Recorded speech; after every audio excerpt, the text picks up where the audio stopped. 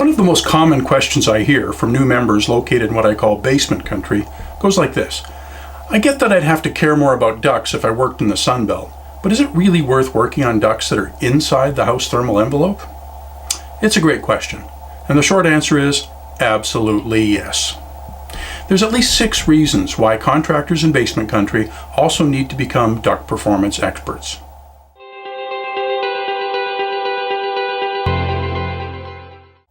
First, even where basements predominate, it is normal to find some houses that do have lots or all of their ductwork in attics, crawl spaces, and garages. Perhaps you have a few developments or custom homes where the builders went with slab or crawl space foundation. Or they built 2 system houses and put 1 system up in the attic. Another fairly common situation, especially in the Northeast, is older houses originally heated with wet heat or electric baseboard, and a ducted attic air conditioning system was added later. Second, sealing duct leaks has a big positive impact on comfort whether the ducts are inside or out. The purpose of a duct system is to get the air where it's needed, and it needs to be tight to do that. One of my favorite sayings is, to be able to air balance a system, it has to first be balanceable.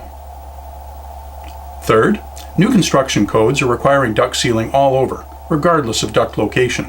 If you don't do new homes, some states even require sealing and testing older home duct cut-ins or major duct renovations. Fourth, airflow and static pressure improvements help with performance, comfort, and air noise, whether the ducts are inside or out. Fifth, while inadequate basement duct insulation doesn't cause the energy waste it does with attic and crawl space ducts, there still are times when adding duct wrap to basement supplies is warranted for comfort. We'll go into all those reasons in more detail on other programs. Today, we will dive into the 6th reason, that so-called inside ducts routinely do cause air infiltration and exfiltration to and from the outside. We've identified 4 different ways this can happen. Hang on to your seat.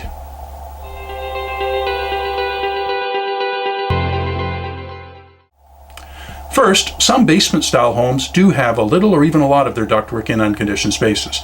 This basement in Massachusetts is unheated, but the duct leakage is defeating the intent.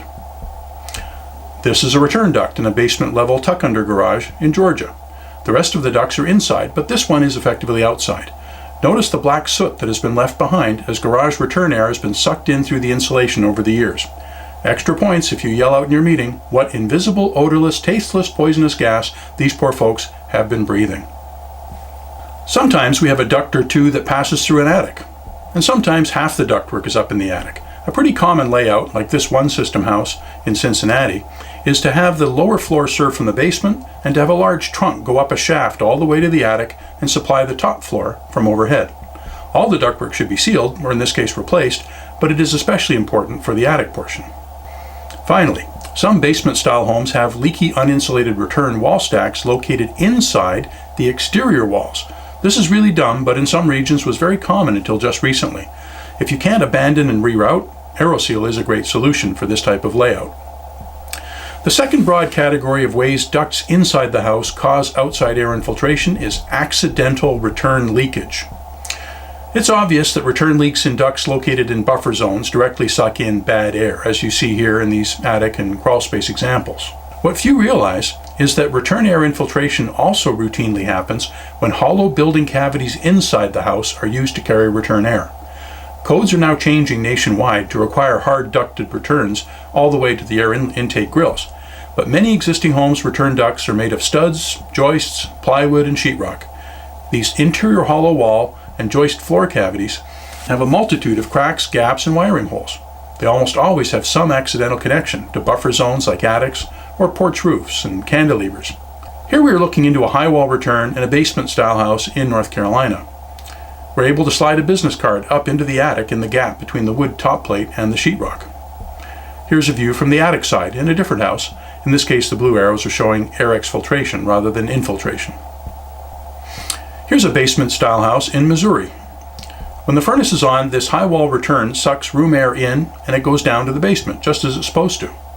Unfortunately, the suction in the wall cavity also pulls cold, dry air down through the top plate cracks that lead into the attic. In this infrared photo, the cold attic air is cooling the back of the drywall and making it turn blue. The next examples were documented while doing a blower door test on the house with the furnace off. A blower door is a test instrument that measures whole house leakage and can be used to pinpoint where the leaks are. It works by sucking air out of the house. This forces air to come in the leaks to replace it. If the duct system has no connection to outside, the smoke would just sit there. But if it does, we can often feel it with our bare hands, or make it visible with the infrared camera or handheld smoke. Here's that North Carolina high wall return house again, this time with the blower door running. These infrared pics are from a basement layout house in Ohio, with the furnace fan off and the blower door sucking on the house. It's wintertime, and the cold attic air is being sucked down from the top plates, and it is cooling the drywall. Here we're using smoke to make the return air leakage from the attic visible in that house. Here's a second floor high wall return at a house being blower door tested in Michigan. Notice how the cold incoming air has chilled the grill and the ceiling it is washing over, and also the wall cavity that goes down to the basement. The leakage was caused by the gap around a whole house vacuum pipe that passed through the attic, as well as the usual top plate cracks. Here's a return air grill in a Wisconsin house under negative pressure from the blower door. This air is coming from the garage attic. The panning had fallen off the back of the wall cavity. Here's a basement house under test in Ontario. The air is coming down from the attic. There is no header plate above the return grill, just like another house in Michigan, as you see here. While the norm is to have relatively small cracks or wiring holes leading up to the attic through the top plate, we found a bunch where the wall cavity is wide open, like this one in Nebraska. The furred down ceiling over the cabinets behind the return meant that the top plate is bypassed. When this happens, over half the air for that return is coming from the attic instead of the house. On two-story homes over basements, we often find that the top floor returns pass through the joist cavities between the floors. Here's a second floor return in New Hampshire. No air was going into it with the furnace fan on. We checked it with an anemometer, so we looked inside. Here's the first floor hollow wall cavity that's supposed to carry the air down to the basement. And here we are looking to the front and back of the house between the floors. There's no end caps. Here's what we saw with the furnace fan off and a blower door sucking on the house.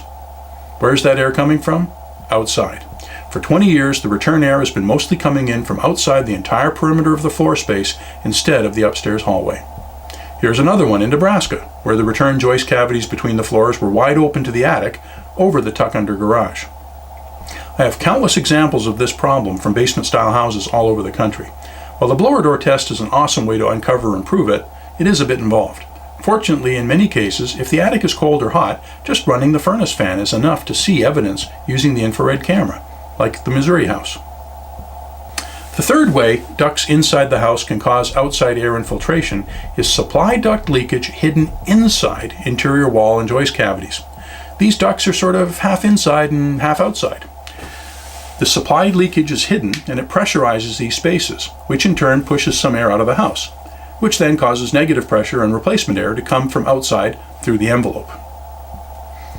Here's a first floor interior wall cavity that has a leaky supply duct serving the second floor. And here it is under infrared. Here's a second floor cavity containing a supply duct.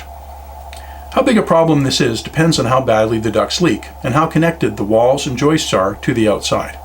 Again, the aeroseal process is the only way to get to these hidden leaks. The fourth cause is another indirect one. This happens when duct leaks cause an entire zone of the house to get pressurized or depressurized. This is most common in basements. For example, if a basement has more return leaks than supply and the basement door is shut, that space goes negative, and outside air gets sucked in through the leaks in the basement walls and sometimes even down chases all the way from the attic. It's coming in through the house leaks, but it's being driven by the duct leaks. The negative pressure in incoming air can cause all kinds of problems, which we will expand on in other programs. Thanks for watching today. Be sure to complete the review quiz for this program and study the Talking Points review sheet. Don't hesitate to contact me if you have any questions. On our next program, you will learn how bad ducts contribute to hot and cold room problems in basement-style houses. See you then.